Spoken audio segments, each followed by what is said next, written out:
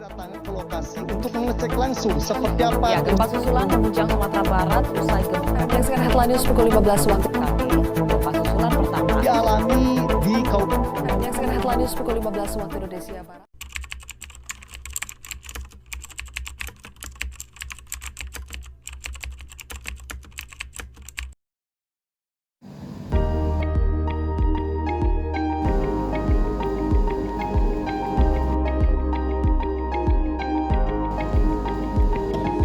Indonesia terletak di antara tiga lempeng utama, yaitu lempeng Indo-Australia, lempeng Eurasia, dan lempeng Pasifik.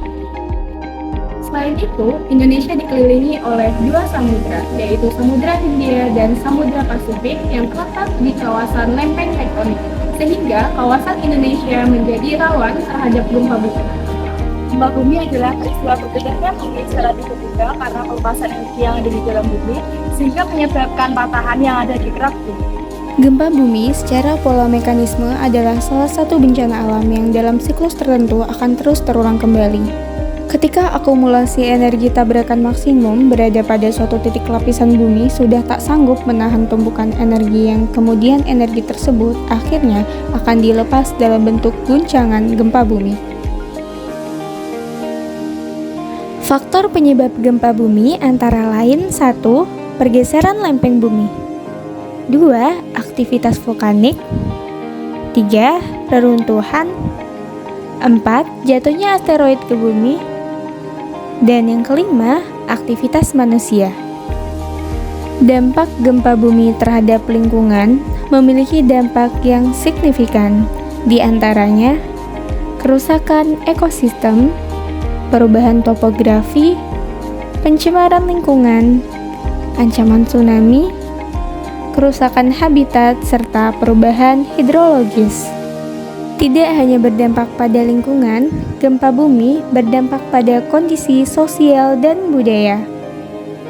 Dampaknya meliputi korban merasakan trauma psikologis, kehilangan tempat tinggal, perubahan dalam nilai dan praktik budaya, serta solidaritas dan kerjasama. Dampak gempa bumi terhadap kondisi ekonomi. Gempa bumi dapat mengakibatkan dampak yang signifikan pada kondisi ekonomi suatu daerah. Hal ini diantaranya, yang pertama, kerusakan infrastruktur. Gempa bumi dapat merusak infrastruktur vital seperti jalan, jembatan, pelabuhan, dan lain sebagainya yang dapat mengganggu aliran perdagangan dan distribusi dari suatu barang. Yang kedua, kehilangan produktivitas. Kerusakan pada bangunan dan fasilitas industri bisa menghentikan produksi, mengakibatkan penurunan produktivitas, dan kehilangan pendapatan bagi bisnis dan pekerja. Yang ketiga, kerusakan properti. Gempa bumi dapat merusak rumah, bangunan komersial, dan fasilitas publik. Hal ini menyebabkan kerugian properti yang besar dan dapat menimbulkan biaya pemulihan yang tinggi. Yang keempat, kerusakan sumber daya alam. Gempa bumi dapat merusak sumber daya alam seperti ladang pertanian, hutan, dan tambang. Hal ini berpotensi mengganggu pasokan pangan dan sumber daya alam lainnya. Yang kelima, gangguan pada pasar finansial. Gempa bumi seringkali menyebabkan ketidakpastian pasar finansial, dengan investasi dan perdagangan menjadi tidak stabil karena kekhawatiran akan dampak jangka panjang pada ekonomi. Dan yang terakhir yaitu penurunan pariwisata. Jika destinasi pariwisata terkena dampak gempa, industri pariwisata dapat mengalami penurunan kunjungan wisatawan. Hal ini dapat mengurangi pendapatan dari sektor pariwisata.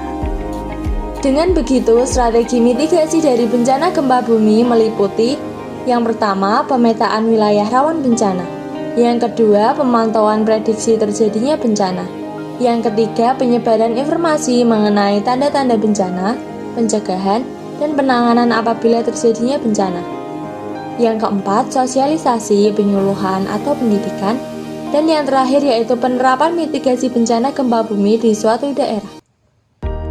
Untuk itu, upaya pengurangan dampak dari bencana gempa bumi antara lain memastikan bangunan harus dibangun dengan konstruksi tahan getaran, memastikan kekuatan bangunan dengan mengikuti standar kualitas bangunan, membangun fasilitas umum dengan standar kualitas yang tinggi, memastikan kekuatan bangunan-bangunan vital yang telah ada, dan merencanakan penempatan pemukiman untuk mengurangi tingkat kepadatan hunian di daerah rawan bencana. Tetap tenang saat gempa terjadi dengan mencari tempat yang aman, hindari benda berat, dan lindungilah kepala serta leher. Keselamatan adalah tanggung jawab kita bersama. Selalu prioritaskan keselamatan dan kesehatan di setiap langkah Anda.